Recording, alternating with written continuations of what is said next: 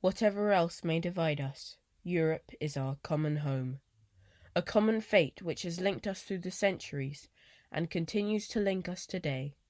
Europe is a collection of 44 countries with a total population of over 740 million people and counting.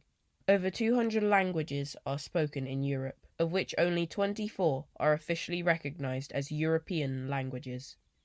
Over half of the countries in Europe are part of an alliance called the European Union.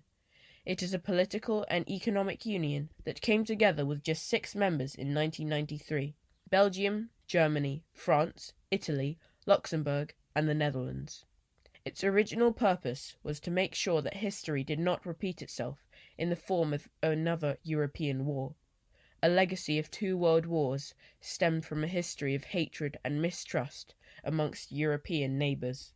Today, there are 27 members of the EU, with the United Kingdom voting to leave the Union in 2016, popularly known as Brexit.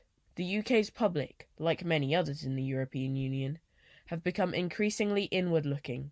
In the wake of increased economic stagnation and a massive influx of refugees, self-interest, rather than collective and mutual interest, is becoming more pervasive with the rise of the far-right in communities such as Poland, Italy, and Hungary. This is reminiscent of previous horrors of Nazi Germany.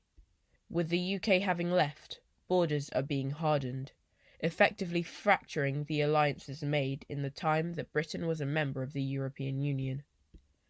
When countries start to break away from the bond that is Europe and become inward-looking, catastrophic things tend to happen.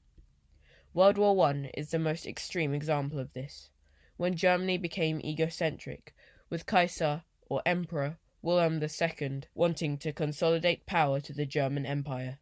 He called it seeking a place in the sun. Germany began to expand their territory in Africa, which annoyed France and the then Great Britain, with Germany's navy increasing in size. The only option left was to declare war. After the horrors of 2 world wars, the concept of the European Union, where former enemies are brought together as one big community, seemed like the best course of action to prevent hostility between countries. Now, only 27 years after its formation, the UK has chosen to leave. Surely this isn't foreshadowing for a dark future. We can only hope not. After all this doom and gloom, Europe has still had its fair share of stark brilliance. Mozart, Beethoven, Isaac Newton, Einstein, Leibniz, all masters of their respective professions, and they had one thing in common. They were all European. The pride of Europe. Furthermore, can you even imagine your life without the light bulb, or indeed a flushable toilet? Guess what? The inventors of these essential items were both European, especially the toilet guy. I leave you with a message from John Donne, penned in 1624.